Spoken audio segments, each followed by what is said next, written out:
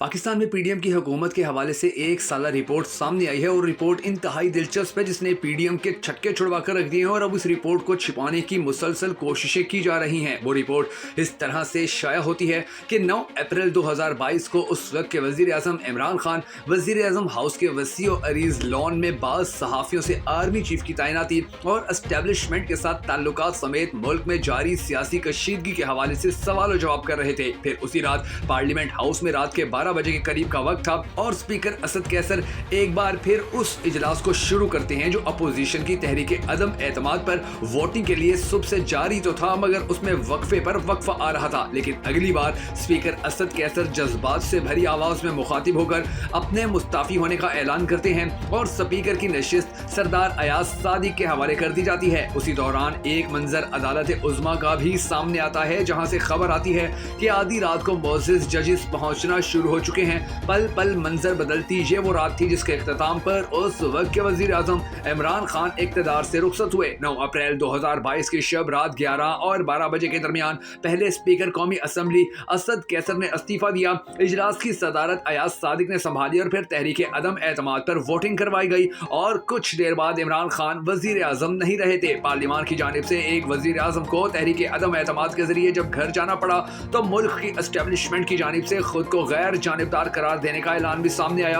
यूं मुल्क में एक नए सियासी बाब का आगाज हुआ। लेकिन एक जानिब जहां इक़्तिदार से रुखसत होकर दोबारा हिज़्ब इख्तिलाफ में जाने वाली पाकिस्तान तहरीक इंसाफ ने इस फैसले के खिलाफ एहतजाज दर एहतजाज का सिलसिला शुरू किया, वहीं मुल्क की बाग दौड़ संभालने वाली पीडीएम की इत्तेहादी हुकूमत मुआशी मैदान समेत हर महाज पर नाकाम भी हुई। पीडीएम ने जब से पाकिस्तान संभाला है उसके बाद से इनका कितना बदतरीन वक्त चल रहा है और ये किस तरह से अब इस एक साल के दौरान इकट्ठे होने के बाद एक दूसरे से अलग होने के इंतहाई करीब पहुंच चुके हैं। ये एक इंतहाई दिलचस्प कहानी है जो आज के इस वीडियो में हम आपको सुनाने जा रहे हैं, मगर उससे पहले हम सबको मिलकर ये दुआ करनी है कि अल्लाह तबारक व तआला इस करप्ट टोले से पाकिस्तान की जान छुड़वाए और इमरान खान को पाकिस्तान का अगला वजीर आजम बनाए। अगर आप भी इस दुआ में शामिल होना चाहें तो कमेंट सेक्शन में आमीन जरूर लिख दीजिएगा और अगर अब तक आपने हमारे यूट्यूब चैनल को सब्सक्राइब नहीं किया है तो जरूर कर लीजिए और बेल आइकन को प्रेस करना हरगिज मत भूलिएगा ताकि आपको हमारी तमाम तर वीडियोस बर वक्त मौसूल होती रहें। मैं हूं शकील हैदर और आप देख रहे हैं आपका पसंदीदा चैनल बगा फैक्ट्स। नाज़रीन ग्रामी, इमरान खान की नाअहली से शुरू होने वाली कहानी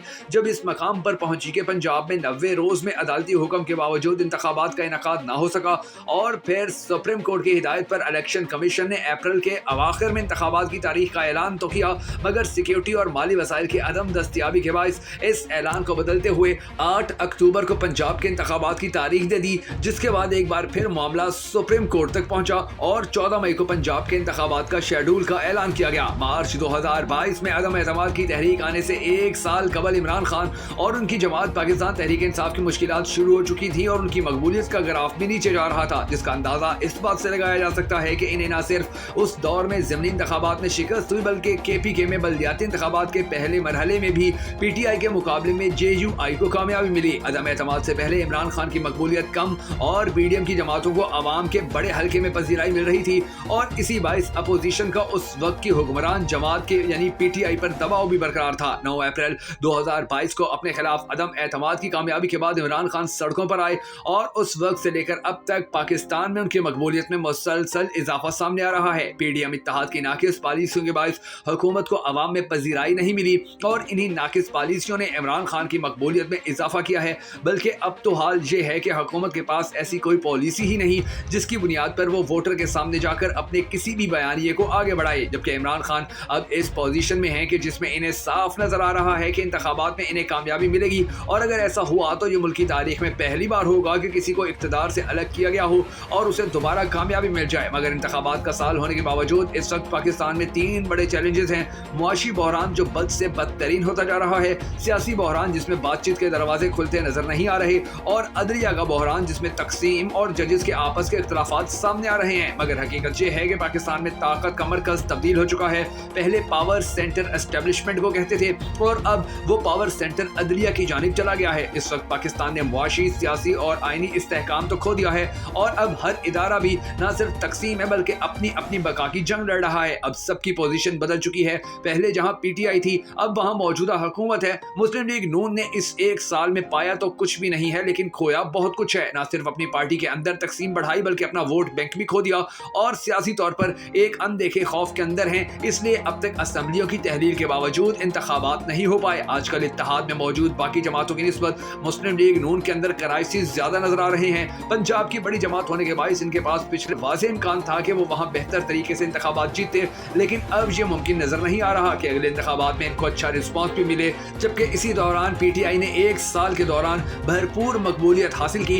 इन्होंने गलतियां भी की मगर किसी गलती का असर इनकी पार्टी की मकबूलियत पर नहीं पड़ा। PDM हुकूमत ने भी इक़्तिदार में आकर वही गलतियां की जो इमरान खान की हुकूमत ने की थी, क्योंकि बुनियादी मामलात में दोनों ही कोई तब्दीली नहीं ला सके। पाकिस्तान की सियासी जमातें हर वक्त अपनी बका की जंग लड़ रही होती हैं, जो पावर में होती है वो भी और जो पावर में नहीं होती वो भी। इनके पास गवर्नेंस का वक्त ही नहीं बचता। पाकिस्तान की सियासत में एस्टेब्लिशमेंट का किरदार हमेशा से रहा है जो बातों से खत्म नहीं हो सकता। इनका किरदार ताकत की वजह से होता है और ये कहने से कि वो पीछे हट गए हैं बात खत्म नहीं होती, क्योंकि इनकी ताकत अपनी जगह मौजूद है। अब मुईशत की हालत इतनी खराब है कि जो भी इक़्तिदार में आएगा वो मकबूलियत खो देगा। अगर इमरान खान ये समझते हैं कि वो इक़्तिदार में आकर मुईशत को संभाल लेंगे तो इसके लिए इन्हें भी बहुत ज़्यादा मेहनत करनी पड़ेगी, और अगर इनके अलावा कोई और हुकूमत में आता है तो फिर पाकिस्तान का अल्लाह ही हाफिज है।